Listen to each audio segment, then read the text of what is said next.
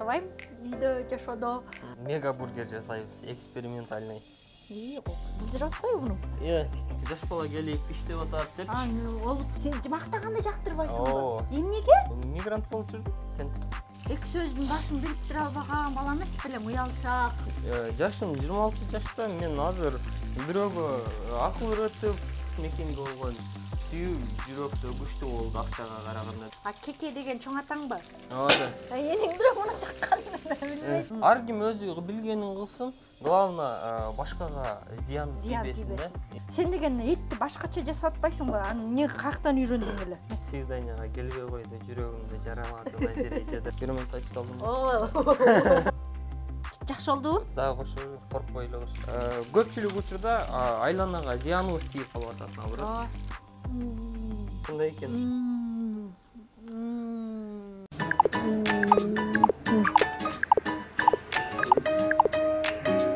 Так, стоп. Давайте посчитаем. Итак, абонемент в бассейн стоит примерно 4000 сомов. Итого в год это 48 тысяч. На зал мы тратим порядка 5000, а это еще 60 тысяч в год. И не забываем про групповые секции, которые стоят порядка 4000, а это плюс 48 тысяч в год. Итого это 156 тысяч сомов, тогда как в Досмие гораздо более выгодные цены. И помимо этого вы получаете в подарок зону боевых единоборств, сообщество успешных людей, 5 индивидуальных тренировок, фитнес-тест и кучу других бонусов. Хочешь узнать подробнее и получить месяц в подарок? Оставляй плюсик в комментариях. Саламатсыздарбы, урматтуу YouTube каналымдын көрүүчүлөрү. Бүгүнкү эфирим бир аз адаттагы эфирлерден өзгөчө болот. Анткени жанымда белгилүү ашпозчу жана Кекеев кафеси, ресторан кафе. Алар. Айтпайсыңбы? Калганыңызды айта бериңиз. Кекеев кафесинин негиздөөчүсү жана эң кыйын жигиттерибиздин бири. Бүгүн Сыныш Кекеев менде мейманда. Кандайсың?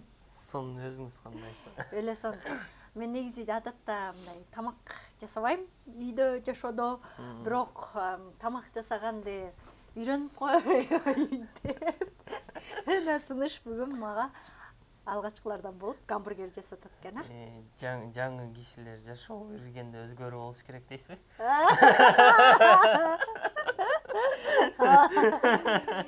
Сыныш кийин аял алганда деле жасайсыңбы?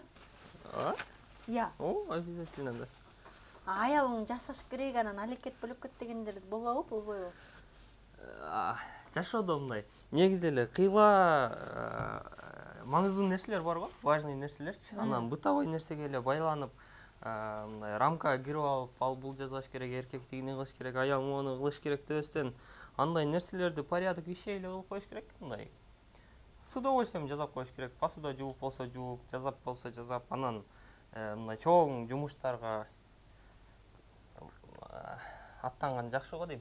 Посуданы ким жууйт, тамакты ким жасайт деп отура бергенден көрө. Иттисон нерсени айттың да, ошончу бизде тилекке каршы ушу майдалануу беле анан сен кыл, мен кыл деп отура беребиз го. Ооба. Анан сен үйлөнө элексиң да? Жок. Мен жака движение кыла берем.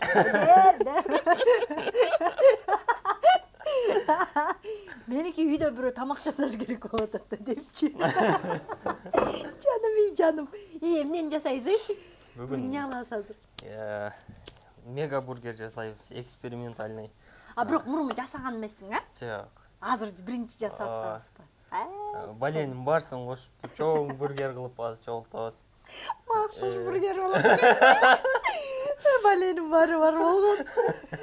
Сон Биринчи фарш. Аха. Жирный фарш. Туз кошуңуз. Буга туз кошом, э? Мындай өзүмчө эле мындай иши кылса кошо берейинби? Иши кылса кошо бериңиз. Негизи 1 килограммга бир чоң ложка кошулат да. Бул жерде 1,5 килограмм. Мындай болобу? Бир кичине ложкадай. Жакшы болдубу? Дагы кошо бериңиз, коркпой эле кошо бериңиз. Аралаштырып жибериңиз. Ачып болуп кетсе эчтик болбойбу? Эч нерсе болбойт. Жашоонун таттуусун эле, таттуу дамын эле сезип жүрөрбү, ачуусун да мен менен сезип коесуз да. Сен менен баланын тилин байкалачу дегенде. Сыныш, бу неме ашпозчулукка кача кичинекей кезиңен бери эле кызыгып баштадыңбы? Же кийин эле келген бир неме? 6-класстан өтүп баштаганда го дейм. Өзүм эс кушумду таанып баштаганда алга чейин алтын казан деп жүрчүмүн. Алтын казан деп? Ал эмне деген сөз? Алтын казышат го ушуна. Алтын казыппы? А муну эми жууруймбу эй? Аны жууруңуз, аралаштырыңыз. Былжырап атпайбы мунун? Жакшылап аралаштырыңыз. Мощный кылып. Мощный кылайын, анан сыныш, анан 6-класста дедиң, анан үйдөгүлөр эмне деди? Эч нерсе дебеди? Эч ким каршы чыккан жок де, биздикилер сүйлөй беришет го, эркектин жумушу эмес, анан але бул эле дейт. Бизде андай жок, семьяда ар ким өзүнүн билген жумушун жасайт. Азырга чейин эч ким кийлигишпейт. Бирок сыймыктанабы Кекеевке келгенде? Аны билбейт ким. Эмнеге айтышпайбы? Айтышкан эмес беле, балам, молодецсиң деп. Айтат эми, айтканда. Мен эмнени байкадым айтайынбы? Бизде ата-энелер балдары мактаганды, анан ой жок көз тийип кетет дейби же. Жөн эле аталар, апалар, кызым же балам, мен сен менен сыймыктанам, азаматсың, ушунун баарын жасап атасың деп айтса кандай сонун, мен балам ийгиликке жетсе, балам как я горжусь. Айтат, просто мен өзүм тигени андай нерсени көп жактыра бербейм. Сен мактаганды жактырбайсыңбы? Эмнеге? Билбейм. Ошого андай нерселерден алыс эле бололу деп коем, мурдатан эле. Койчу, мактаган. Мен азыр мактасам, сен эмне дейсиң? Эчтеке көтөрө албайсың же эмне? Билбейм. Сен Кыргызстанга чейин башка жакта иштегенсиң, билишимче. Анан? Мигрант болуп жүрдүм, тентип. Кайякта тентип? Мен Казакстанда көбүрөөк жүрдүм. Анан карантинден кийин келип калдым. Бул жака келип эт бышырып баштадым. Анан эл кандай кабыл алды? Кичинекей жер болчу, мен билем, биринчилерден болуп мен баргам. Жок, ал жер дагы эмес болчу. Ал уже экинчи жердин кичинекей жери. Бул вообще көчөдөн баштаганбыз. Муну былжыратып атам го. Жакшыраак былжыратыңыз, көбүрөөк отбивать этсеңиз. Мындай связь болуп калат да. Мондай кылайынбы? Ошондой кылыңыз. Мунун окшо. Окшошот. Айтбеко сайрагандай жасайт экен деп ойлогула. Бардыңыз беле? Чополордон кумраларды жасайт го? Жок, барган эмесмин. Ошол сыяктуу эле. Печатыңызды тартып алыңыз. Чечилип баштады. Монтейинби? Анан Казакстандан келдиң, анан? Казакстандан келдим. Жасасаң эле эмне деди элдер? Жакшы кабыл алды. Жаңылык болду окшойт. Сен деген этти башкача жасап атпайсыңбы? Аны эмне каяктан үйрөндүң эле? Котлет жасайлы. Примерно 150 граммдан алып. Техасский технология. Техаста. Болобу, Анан Техаста традиционный тамак да. Муну сен Техастыкын каяктан үйрөндүң? Ютубтан, интернеттен, Ютубтан анан көрүп алып, практика. Техаска баруунун кажети жок бекен анын? Эми барганга кажети бар болуш керек. Мен жумушту баштап жүргөндө возможность жок болчу. Ошол.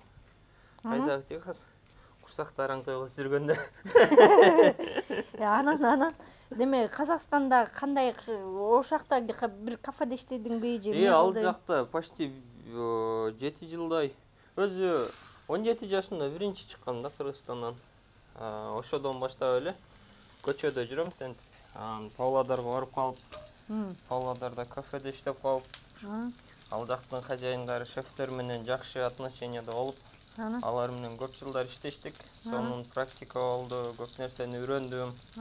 Анан карантин болуп калды. Анан карантин айла жок кууп жиберди. Анан бул жакка келип, эмне кылышты билбей, анан жашаш керек, бирдеме кылыш керек деп туруп, көчөгө чыгып, смокерди коюп алып баштадык. Ошол. Бирок бизде мындай эч жерде жасабагандыктан бат кабыл алып кетти окшойт, ооба, бизде жаңылык болгон үчүн. Мурда интернеттен эле көрчүк да. Анан кийин мындай живой биз алып келип мынакей деп берип койгондо дагы жалпы айтыңыз. Мынакей деп берип койгондо жакшы болду окшойт да. Элдерге эмоция бердик окшойт. Чоң эттерди көчөгө коюп алып, почкалар, смокерлер менен. Ошо жакшы кабыл алды элдер. Тамакты да жакшы кабыл алды, мени өзүмдү да жакшы кабыл алды. Көптөрү жардам беришип, сиз келип жардам берип, башкалар жардам берип. Сен биринчи көргөндө ушундай сөз сүйлөбөгөн, мындай такыр мындай эки сөздүн башын бириктире албаган бала эмес белең, уялчак. Жо, адам менен жаңы таанышканда коркосуң да. Сиз экөөбүз бири-бирибизди билбейбиз да. Анан Бирок өзүң ачык эле болчусуң да. Муну ыргытайын бей?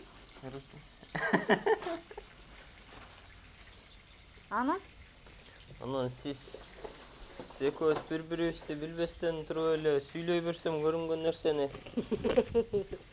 Мен просто ошентип берем да докуп. Анан тарынтып алып, капа кылып алып болбой калат го дейм. Жок, мен ойлодум да, мында кекейиктеп атың чыккандан кийин өзгөрүлдүңбү депчи. Жок. Бизде бизнес жасаш кыйын экенби? Кыргызстанда.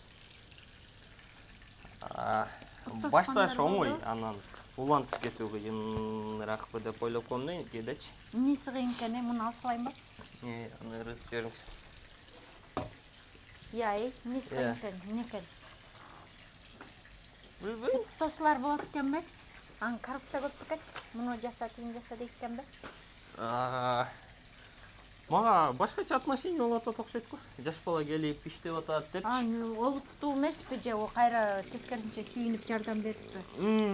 Кишилер наоборот жардам бергенге аракет жасаш керек, жасайт экен да. Анан мен конкретный мындай бут тосуу көйгөйлөрү менен жолуга элекмин пока что. Если жолуксам, сразу эле Инстаграмдан айтмакмын, моундай болуп атат депчи. Себеби мен оюмча бизге окшогон балдарга вообще бут тосуу болбош керек да. Негизи элечи, себеби биз өзүбүздүн биз окуп атканда, мен окуп атканда, например, биз фонд төлөчүк да, ремонтторго акча чогулттук. Даже борлорго чейин акча чогулттук мектептечи. То есть бизди окутпаганда бесплатночи. Биз мектепке акча төлөдүк, мектепти бүтүп, ар ким өзүнүн чоң окуу жайда окуса, аларга акча төлөштү.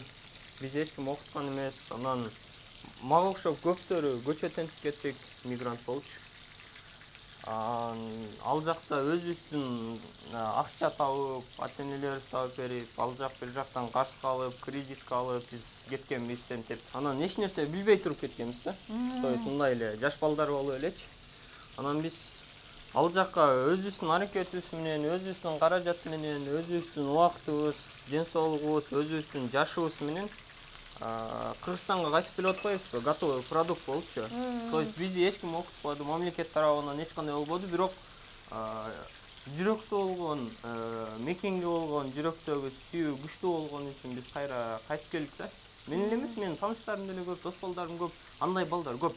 Японияда, Европада, Америкада окуп келишип, комфортный өзүнө болгон комфортный жашоодо жашай бербей, бул жакка келишкен да көптөрүчү. Алар деле ошол эле сөздү айтат. Эмнеге келдиң десе, бул жакта аз зарплата алат, условия жакшы эмес.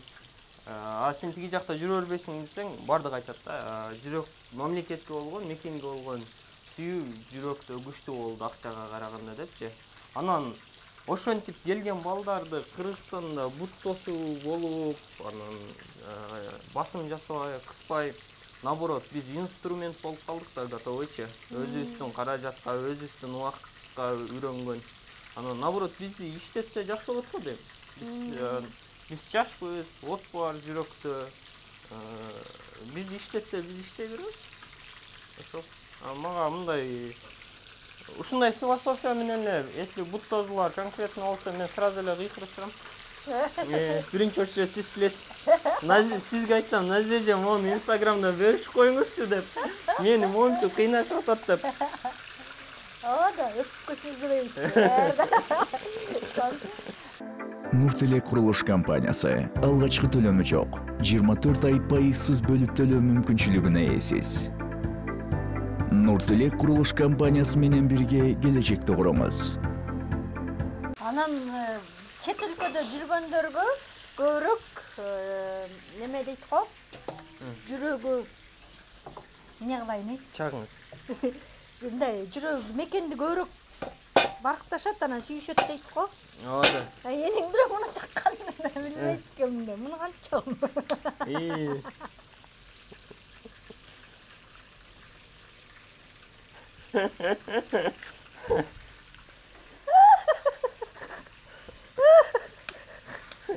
Не болуп кетти я? Бу бушкан экен да.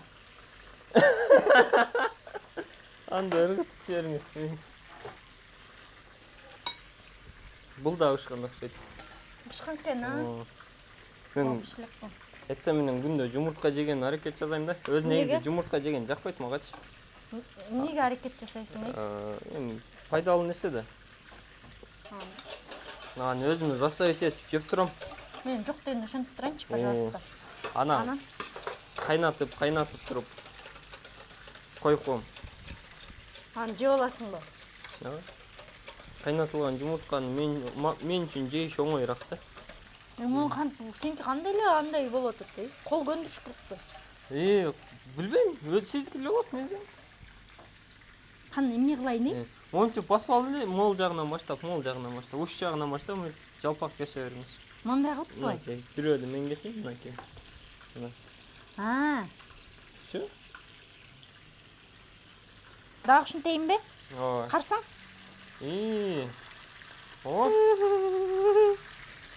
Окшошту, Конечно. Ами окшошту чын эле.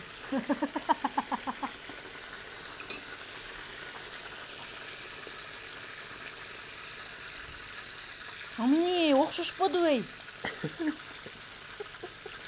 Бычагың өлүк экен,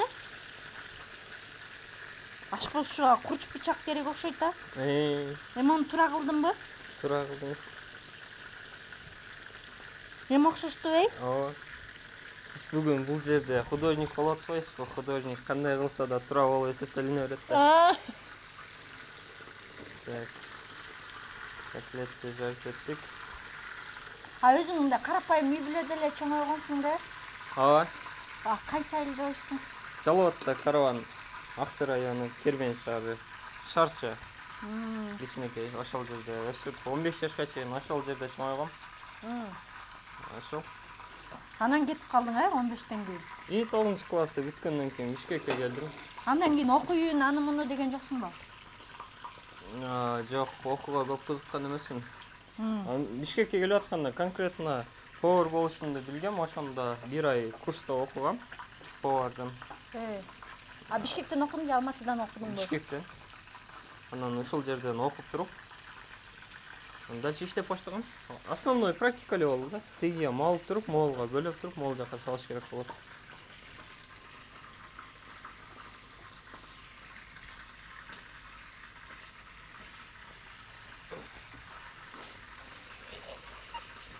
Жылжырайт го? Тоокту туздабай эле коелу. Эмнеге? Если котлетти көп туздап жиберген болсок, монун экөө бири-бирин толуктап коет. Ушундай кылат окшойм да. Менин окат жасаган билинип атат окшойт да. Сайрагандар окат жасабайт да просточу. Биздин күчтүн баары тилге кеткен да. Тилге кеткенби? Анан дагы айтчы. Анан окугуң келбей койду. Бизнес жасаш үчүнчү билиш керек да көп нерсени. Ооба. Кантип акча санайсың? Анан бизнес моунчан баарын тургузуш үчүн көп нерсе керек да. Жаштыгыман айылда кой санап жүрө берип, кой багып, анан санашты жакшы үйрөнүп алган окшойм. Эртең менен сарайдан чыгарганда койлорду канча чыгарып атам деп санап, анан кайра кечинде сарайга айдап келип камап атканда кайра санап. акча менен кой бирдей деп экен. Ошентип эле үйрөнүп калдым окшойт санашты деп коеюнбу. Атай немең барбы? Балдарың барбы биякта неме кылган? Бизнести жөндөгөн бирдей. Жок, мен биз эки балабыз, мен анан менин досум Аман. Экөөбүз эле бардык кылынып аткан жумуштар, бардык кабыл алынып аткан решениялар экөөбүздүкү чисто. Монда Бирок кылайынбы? команда бар, барсын койсо. Ата калып кетет. Кичинекей кусок. Анан Ошол. тамак жагын сен көбүрөөк чечесиң, а? Ал болсо каягын чечет. Ажа алдарга ашпосчу. Жок, ал повар эмес. Негизи бардыгыбыз жагын эле чогуу чечебиз, чогуу решение алабыз, кабыл алабыз, чогуу жасай беребиз да. Сиз бизнес жасаш үчүн эмне кылыш керек деп атпайсызбы? Кандай алыш керек деп? Мен мисалы үчүн акчага да жокмун да бу такыр. Мен азыр момундай болуп калды да.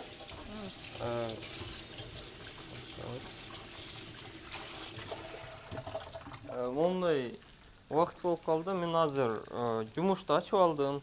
Бир аз кыйынчылыктан өтүп алдым. Жумушум иштеп атат, анан мен азыр өзүмө удобный болгон нерсени эле айта беришим мүмкүн да туруп алыпчы. Андай кылыш керек, анан мындай кылыш керек. Тигиндей кылсаң тигиндей болот депчи. Айта беришим мүмкүн да, бирок антип айткым келбейт да. Себеби билбейм, мүмкүн талыкпаган эмгектер, мүмкүн просто эле удачадыр, мүмкүн накопление опытадыр. Эмне экенин билбейм, ушундай болуп калды да. Башкаларга мындай типа момундай болуш керек, тигиндей болуш керек деп да айткандан алысмын. Себеби ар бир адам бир дүйнө деп коет го. Ар бир киши индивидуален да. Ар ким жашоосу ар кандай. Ичкен суу, воздуху жыттаган, жашаган жери, окружениясы, ата-энеси, тууганы ар башка да. Ошого билбейм. Атаң апаң эмне менен алек? Атам мал багат, апам домохозяйка. Анан Ошол. сон азаматсың. Неме баягы балдарга, бизди көрүп аткандарга сон мотивация да? Мындай мен шылтоо көп го. Мен жашоомдо атам бай болгон эмес, анан апам мынткен эмес, анан тинткен эмес дегендерчи. Демек ушундай жөнөкөй нерседен да көп нерсе чыгарса болот да. Ыйлабаш керек деп ойлойм да. Мисалы үчүн мен деле мугалимдин карапайым үй бүлөнүн кызымын. Бизде шоу бизнесте болобу же бу байып чыккандардын баарында эле мындай интервью ала келсең жөнөкөй карапайым кишилер да бар элечи. Мен жашым 26 жашта, мен азыр бирөөгө акыл үйрөтүп, анан бирдемелерди айтканга өзүмдү мындай керегинче билимим бар деп эсептебейм, бирок ошол убакта деле бир кээ бир нерсени түшүндүм да. 3-4 нерсени эле жашооңдон алып салышың керек экен да. Эмнени? Биринчиси бул постоянный болушуң керек экен, ответственный, постоянный. То есть жоопкерчиликтүү. Анан постоянный болуш керек да. Постоянный дегенинде эмнени постоянно болуш керек деп? То есть бир күн кылып, эртеси күнү жок, бир күн бар, эртеси күнү жок дегендей болбош керек да. Бир күн күлүп, эртеси күнү ыйлап дегендейчи. Бир күн мындай мотивированный келип, жасай калып, анан эртеси күнү жатып калып, андай болбош керек экен да, постоянный. Анан жашоодо жалкоолукту алыш керек экен. Анан свободно жашашты үйрөнүш керек экен дейм да. То есть сиздин бактылуулугуңуз башка нерседе болуп калышы мүмкүн да. Например, мага тоок жагат, сизге уйдун эти жагат дегендейчи. Экөөбүз эки бөлөк нерсени жеп бактылуулукту алабыз да, мындай удовольствиячы.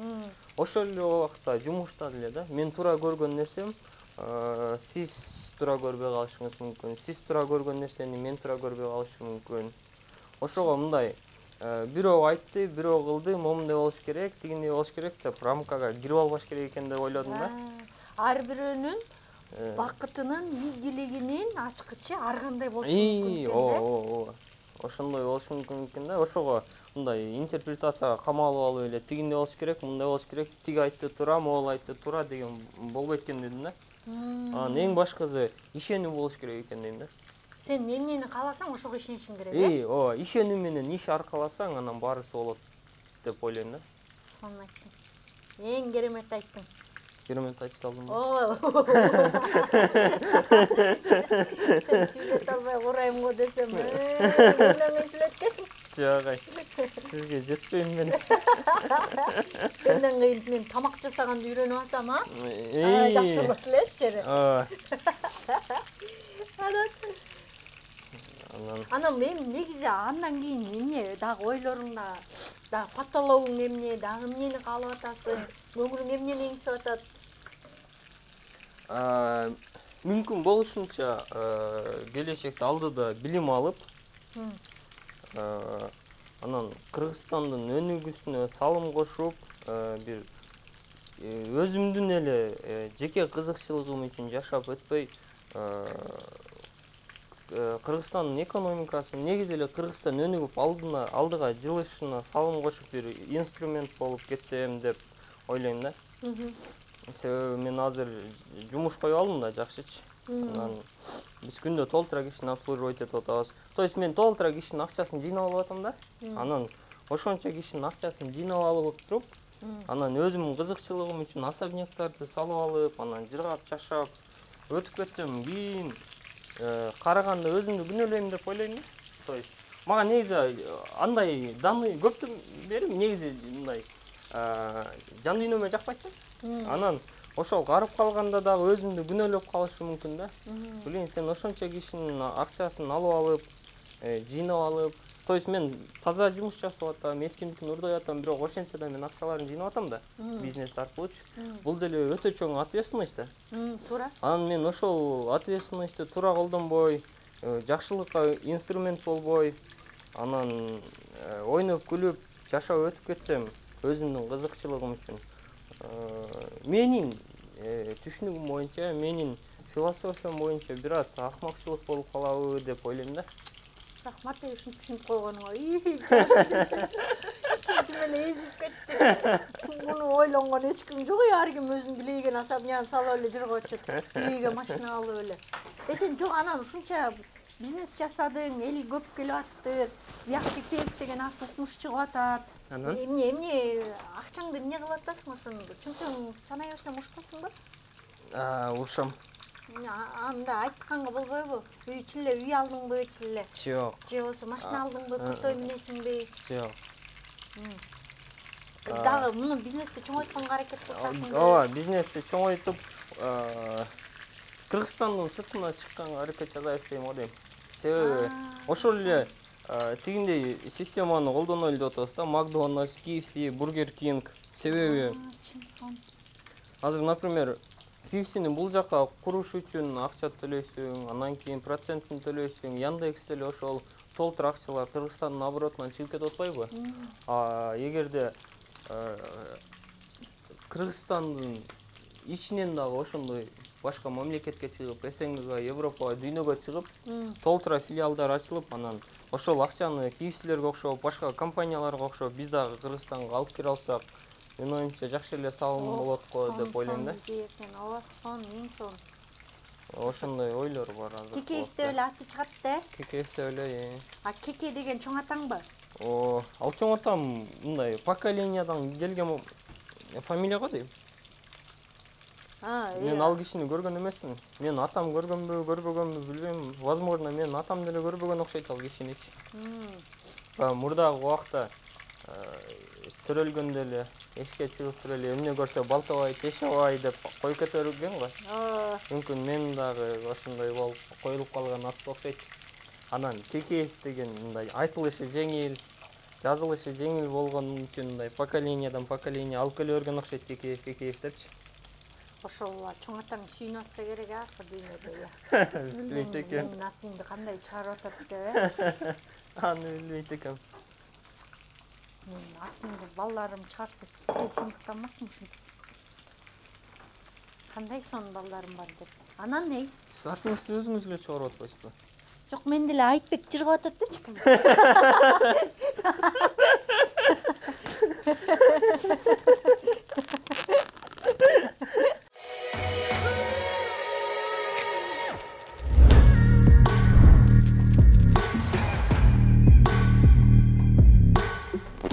ланчи от этнокомплекса Чарпая – это возможность перезагрузиться даже во время обеденного перерыва, вкушая при этом потрясающие национальные блюда.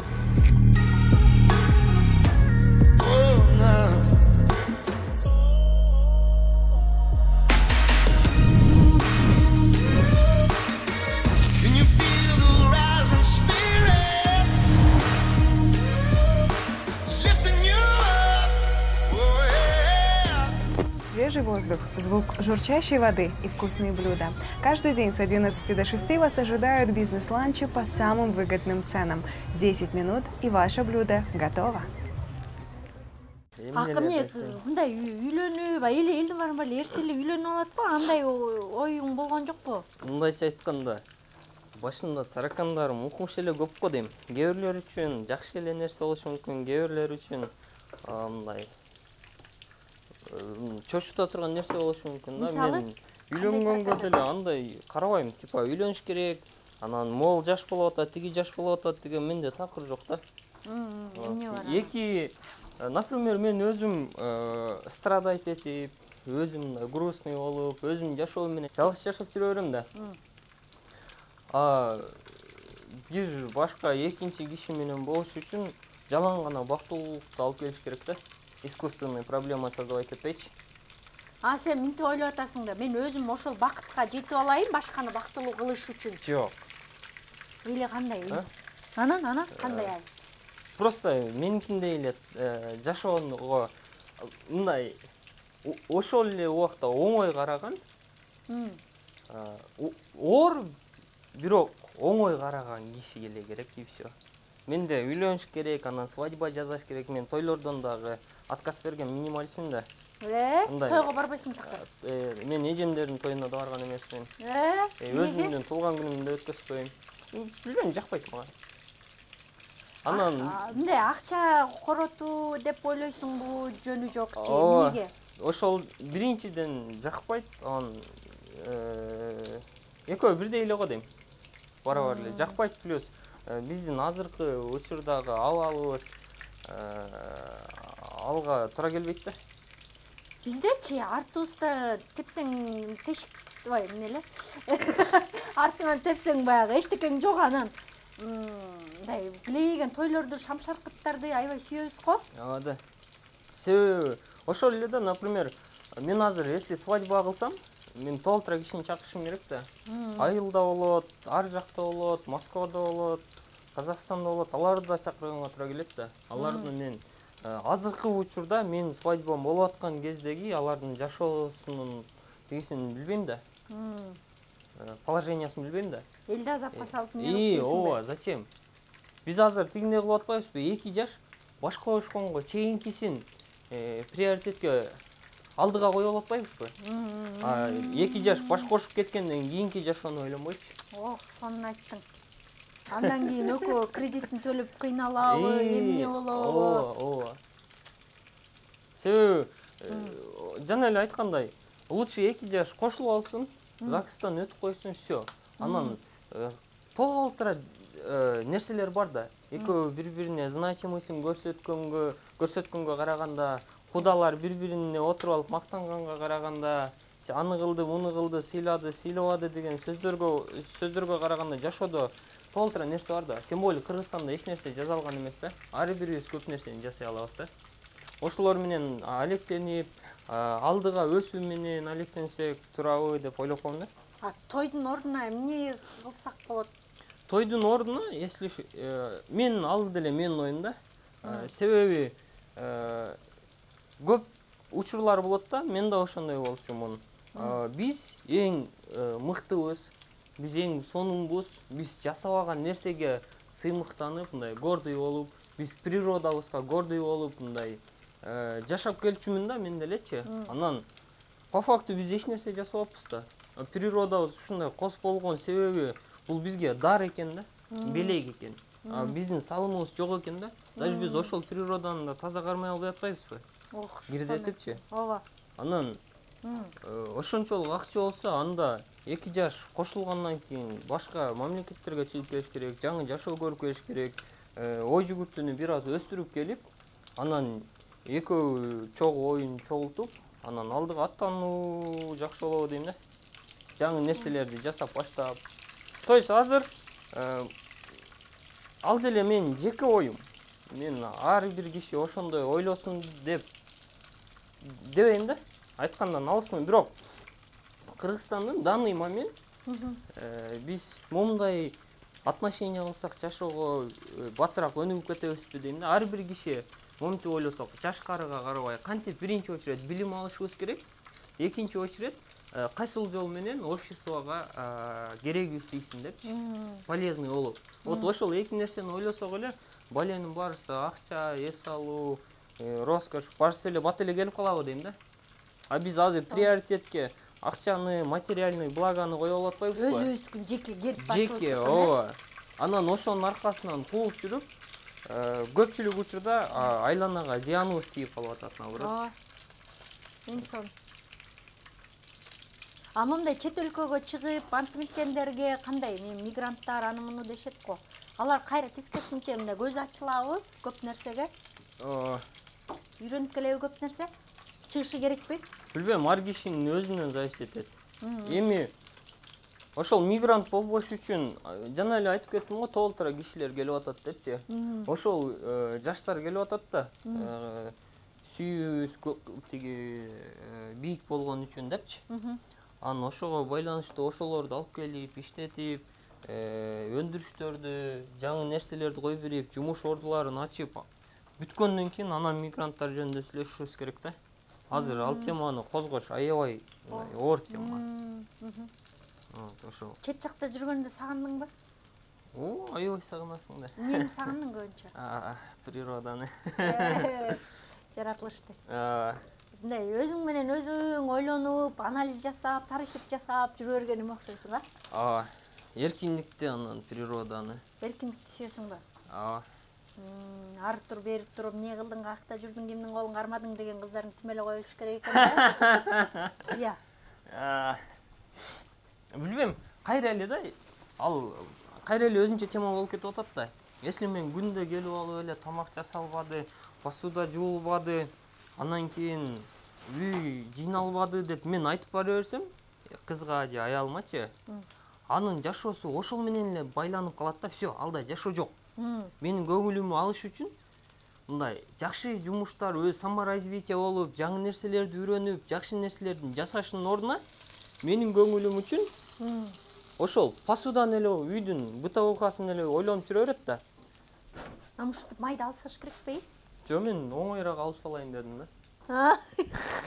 Анан? Чын айттың, ушуну ар бирөө күнүмдүк турмуш менен болуп ушинтейинби мен дагы? Ошентип соң колуңузда ойлоңуз, калыныраак кылыңыз, үйүп алышыңыз мүмкүн. Анан ошентип атып эле анан ал ошол жашоосу ошол менен да. Анан күндө аял деле, кыз деле эркекке ошенте берсе, аны караба, буну караба депчи.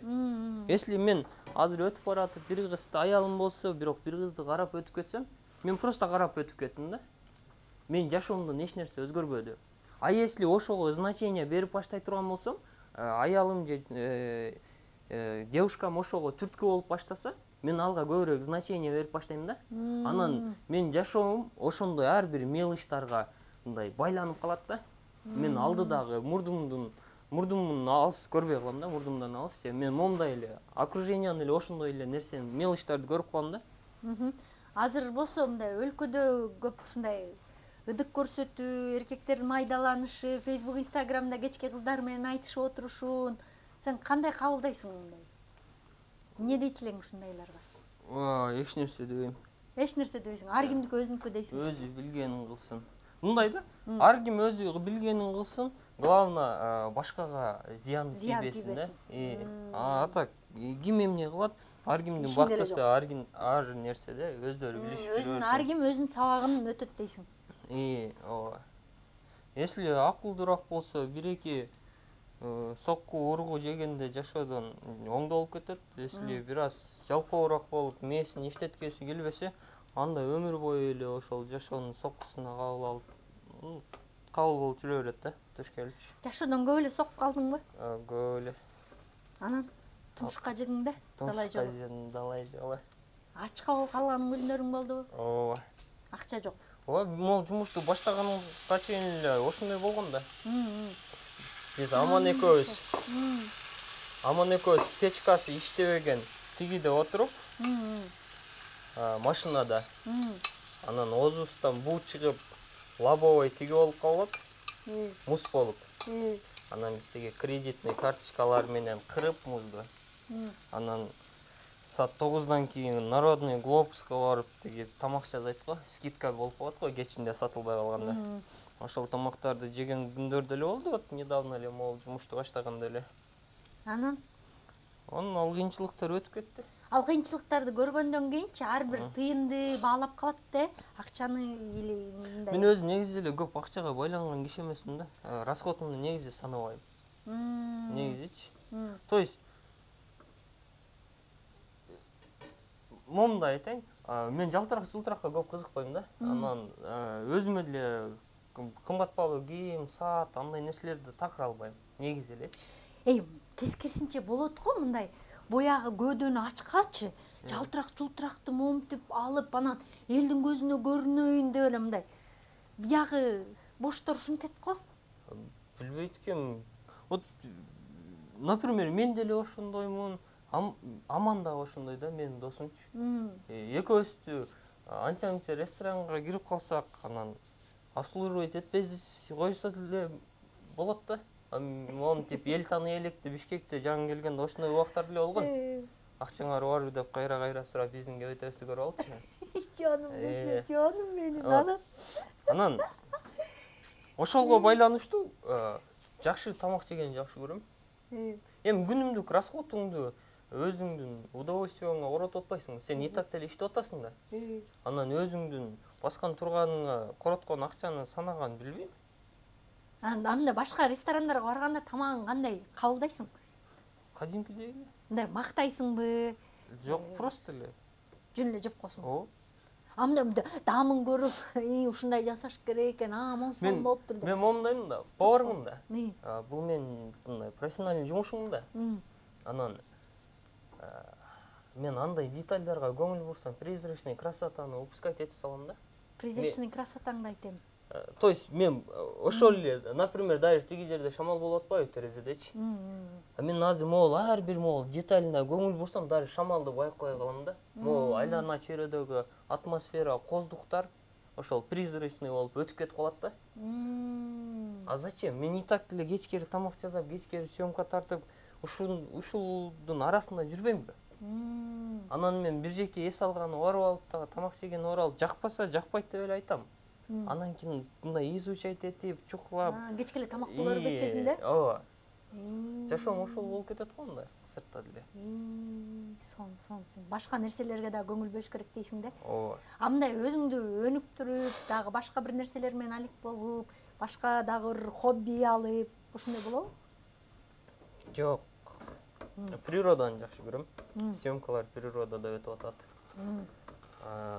Болду ошол. Азыркы тапта жанагы сыртта тамак жасагандарың бар, аябай жакшы кетип атат, TikTok'то кетип атат, YouTube'да кетип атат. Бүттү, башка өлкөлөр эмне деп атат? Билбейм, англисче үйрөнүп коюш керек болчу. Комментарияларды түшүнүп турганы. Азыр окуп деле спейт этпей калдым, мурда окуп турчумун башында. Азыр окуйн деле. Бирок эл жакшы кабылдады, Вроде нормально. Мындай поварлар бири-бирине сын тагып, сын айтып, атандашып, сындай нерсе барбы, жокпу? Ашпозчуларда. Билбейт экенмин. Негизичи мындай эркек киши мындай казанакка жолобуш керек, ал эле бул эле деген бир стереотиптер бар го. Мисалы үчүн менин балам аябай тамак жасаганды жакшы көрөт да.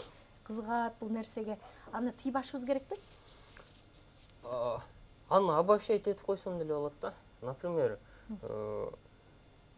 эмне үчүн сиз башка кишисиз да, мен башка кишимин. Эмнеге бир общепринятый правилаларга, интерпретацияга киришибиз керек? Эмне үчүн? То есть жанагы эле сөз да, бир адам бир дүйнө дегенчи.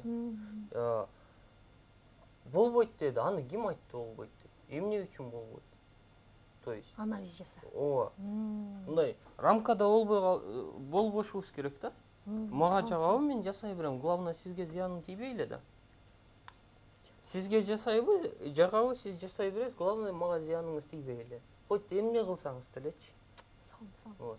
А если мен сиз жасап, мага зияныңыз тийбесе, бирок мен ошого мани берсем, мен өзүмдүн жеке жашоом калып кетпейби?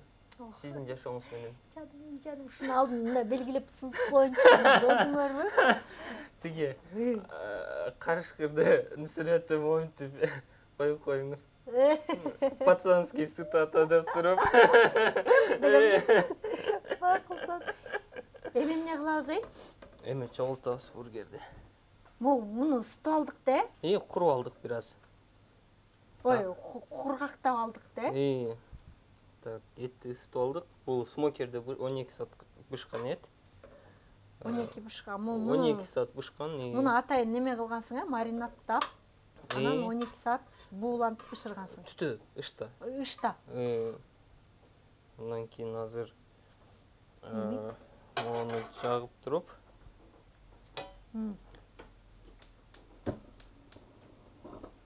Мону алып туралы, могул жака.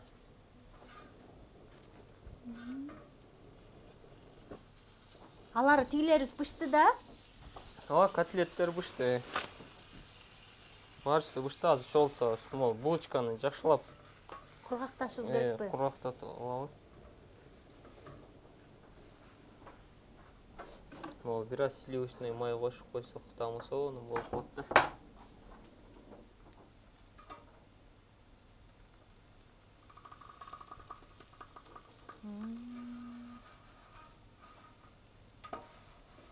Бул да туздуу да, бир аз туздуураак болуш керек, Эт жакшы эле.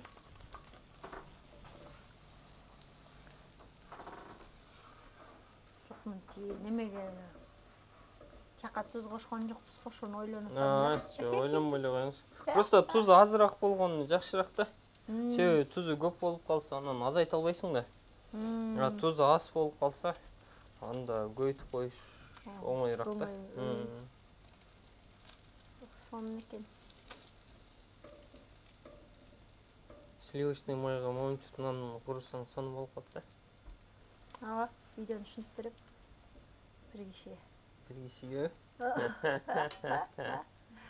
Жакшы көрдү.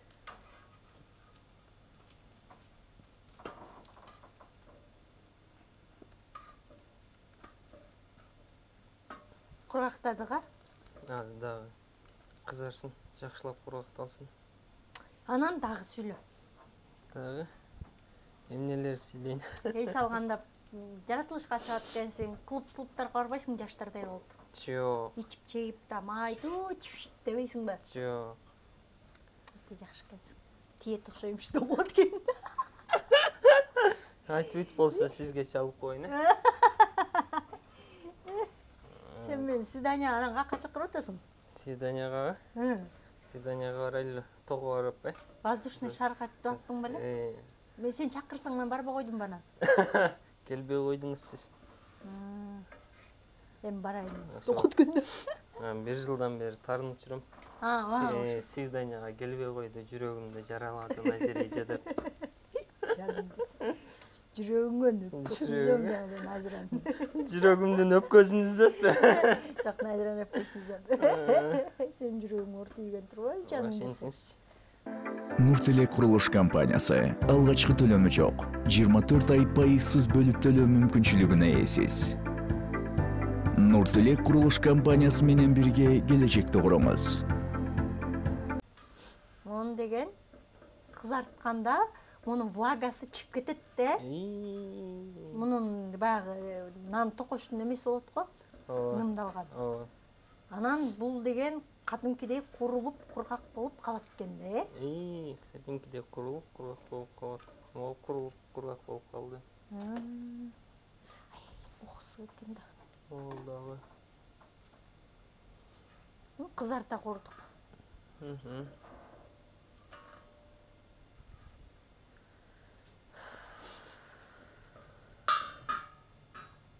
Эки бургер жасайт экенбиз, Эки бургер жасайбыз. Так. Биринчи булочканын түйүн коебуз. Биз эки палочкалы болалы.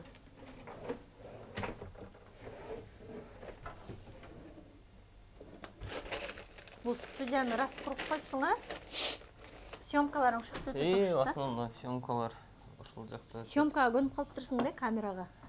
Көнүп калдым башында уяла берчүн. Азыр көчөдөн танып калды сени элдер. Анда эмне деп атасың? Эч нерсе, ошол эле жашоо. Андай кирсейип, мындай чойроң болбой калдыбы? Ошондой жакты. Эми түшүнүш керек да. Өзгөрүлбөчү па сураныч. Бул нерсе убактылуу эле да. Бул нерсе. Канча жылдыздар Кыргызстанда, мирде, дүйнөдө болду. Барыбыз вечный эмес да биздин азыр положениябызчы. Даже бизнес деле бүт нерсе постоянный эмес да. Эртең бат эле өтүп кетет бул нерселерчи. Анан орой характериң менен, мамиле менен көп кишинин жүрөгүн ооруп алышы мүмкүн. Так, үстүнө тиги коебуз. Бир аз соус коелу. Барбекю соус. Чесночный соус. Чеснокчуттанабызбы мындан кийин? Ооба. Бүгүн өбүшүп кеткенбиз да.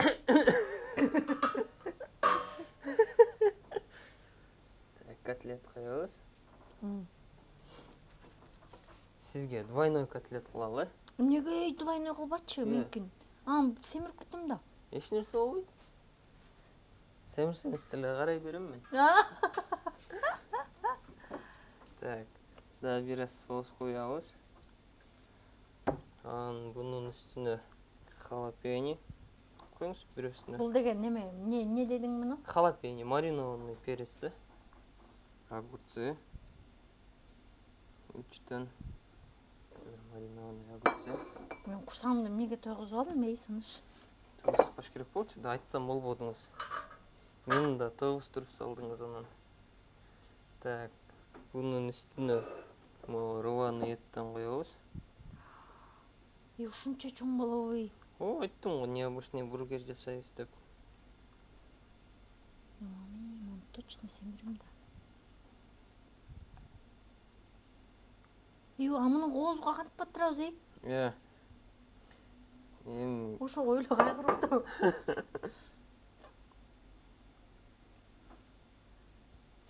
Кээ ушундай нерселерди чисто эмоция үчүн жасап койсо боло берет. Күндө эле жебей элебиз да мындай бургер жасап алыпчы. Бир жумада бир айда бир жылда бир жасап жеп койсо эч нерсе болбойт. Так, анын үстүнө бирөөсүнө двойной котлет кылабыз.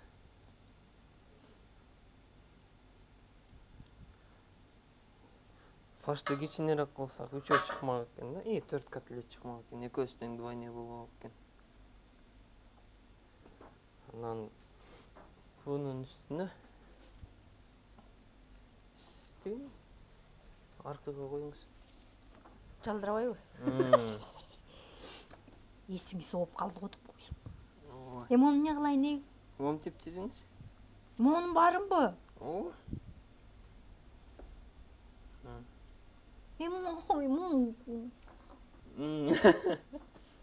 Нормально. Кантип жейт аны муну? Экспериментальный бургер болот да. Ай, карап кой.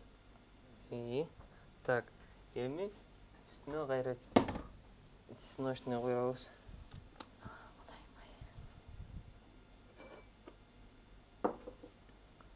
Так, чесночныйдан кийин анан пияз коебуз. Ушинтип эле оюңан чыгарып жасай бересиңби? Ушинтип эле оюңан чыгарып жасай берем. Атайымда ютубтарды карайсыңбы? Ооба. Бизге чейин көп нерсени эле ойлонуш койгон да. Бул тиги эле болот. Мындай. Көргөн нерсенин эле чогултмасы да. Ондайча айтканда. Копия, адаптация и креатив үчөө биригипчи. Азыр бизге чейин самолетто давно эле ойлонуп койгон да. Биз 2-3 нерсени көрүп, өзүбүздүн креативибизди кошуп, анан биздин мамлекеттин, биздин тиги жашаган жактын продукциясын менен кошуп, адаптировать этип, бир аз креатив кошуп койсок, жаңы нерсе пайда болуп калат. Хотя анын основалары давно эле ойлонуп койгон бизге чейинчи. Түшүндүм. Жудам түшүндүм. Мыначы. Биздин мега бургерибиз дайым болду. Инстаграмыбызга тартып алыңыз. Көрсө достор, мына ушундай мега бургер жасадык. Бургер жасап атканда мега сөздөрдү сүйлөдүк. Мега сөздөр Назир жегөнчө сүйлөдү деп коем. Мен наушник эле. Аябай сон мен аябай жакты. Мындай адам өзүнүн оюн өзгөртүп, адам ээрчиме болбой, адам элдин түшкөн эрежесине кошо түшүп албай, ар ким өзүнүн жашоосун өз алдынча куруп, жана өзүнүн жашоосунун сүрөтчүсү болуш керек экенин бүгүн сон таамай айтып бердиң. Ушул мага коомго аябай керек болчу Сыныш. Керек болчу. Эмнеге атың Сыныш? Толук атым Сыныбек. Жалбатта Сыны деген айыл бар. Анан мен больницага барбай тоодо эле төрөлүп болупмун. Анан меники да илгерки система болуп кеткен да, эшикке чыгып эле. Обычно бир тешебай, балтабай анан деп мындай кичинекей буюмдарды көрсө, мен бийигирээк жашайт окшойм. Чыгып эле целый айылды көрүп калып, Сыны деген айыл, анан Сыныбек болуп калган атым. Фамилияң да өзгөчө экен, атың да өзгөчө. Сынышки. Сон. Целиком иштейсиң азырыжы. Давайте. Прям мощно кармалып. Американецтер бургер жегенин көрдүңүз беле? Ошондой кылып жибериңиз. Эми каягына батырам оозумду. Короче, моментип басып туруп, үстүңкү, анан түбүнкү булочканы кошуп алышыңыз керек да, чекесин тиштеп койгон болбойт. Прям от души. Кана сен жечи аны, ошо. Жок, мен сизге душамды кошуп жазып атпаймынбы? Душаңан сен. Давайте басып туруп. Эми ону басып батпайбы? Максимально аракет жасап көрүңүз. Ай.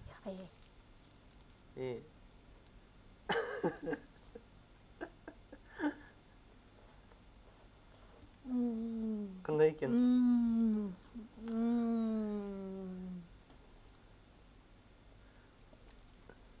Кайф экен. Кайф экен.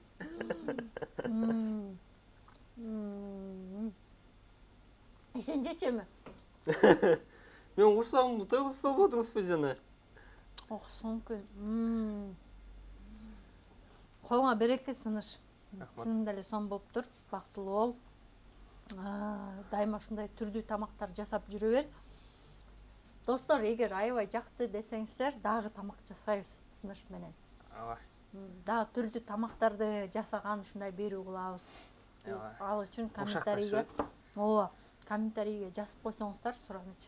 Анан сөз калбаганда көрүнгөндө чогуу отуруп алып жамандап баштайбыз. Ошо достор, тамагыбыз таттуу болсун биздин. Силер болсо каналыбызга катталганды унутпаңыздар. Сен мясо и добро деп коюңуз. Сен мясо и добро. Айрадан көрүшкөнчө сак саламатта болуңуздар.